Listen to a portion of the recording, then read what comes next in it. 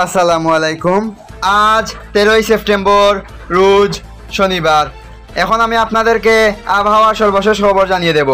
যদি ভিডিওটি ভালো লাগে অবশ্যই লাইক দিয়ে চ্যানেলটি সাবস্ক্রাইব করবেন এবং আপনি কোথা থেকে আমার ভিডিও দেখছেন তা অবশ্যই কমেন্ট করে জানাবেন। পশ্চিম মধ্য বঙ্গোপসাগর ও তৎসংলগ্ন উত্তর পশ্চিম বঙ্গোপসাগরে একটি লঘুচাপ সৃষ্টি হয়েছে, যার প্রভাবে দেশের বেশিরভাগ এলাকায় আগামী 5 দিন বৃষ্টিপাত অব্যাহত থাকতে পারে।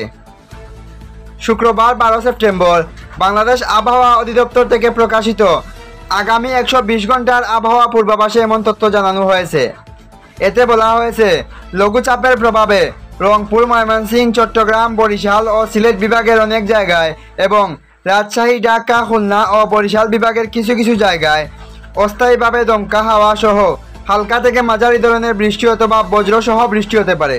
আবহাওয়া অধিদপ্তরের মতে, পশ্চিম মধ্য বঙ্গোপসাগর ও তৎসংলগ্ন উত্তর পশ্চিম বঙ্গোপসাগরে একটি লঘুচাপ সৃষ্টি হয়েছে।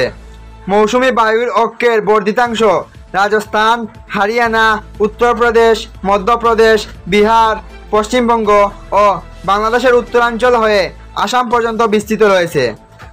মৌসুমি বায়ু বাংলাদেশের উপর মোটামুটি সক্রিয় এবং উত্তর বঙ্গোপসাগরে মাঝারি অবস্থায় রয়েছে। আজ শনিবারও 13 সেপ্টেম্বর একই দ্বারা অব্যাহত থাকতে পারে। সেই সময় রংপুর, ময়মনসিংহ, চট্টগ্রাম, বরিশাল ও সিলেট বিভাগের কোথাও কোথাও মাঝারি ধরনের ভারী বর্ষণের সম্ভাবনা রয়েছে। এ সময়ে দেশের দিন এবং রাতের তাপমাত্রা সামান্য কমতে পারে। রোববার 14 সেপ্টেম্বর রংপুর, ঢাকা, ময়মনসিংহ, বরিশাল, চট্টগ্রাম ও সিলেট বিভাগের অনেক জায়গায় এবং রাজশাহী ও খুলনা বিভাগের কিছু কিছু এলাকায় অস্থায়ীভাবে দমকা হাওয়া সহ হালকা থেকে মাঝারি ধরনের বৃষ্টি অথবা বজ্রসহ বৃষ্টি হতে পারে। রংপুর, ময়মনসিংহ, চট্টগ্রাম ও সিলেট বিভাগের কোথাও কোথাও মাঝারি থেকে ভারী বর্ষণও হতে পারে।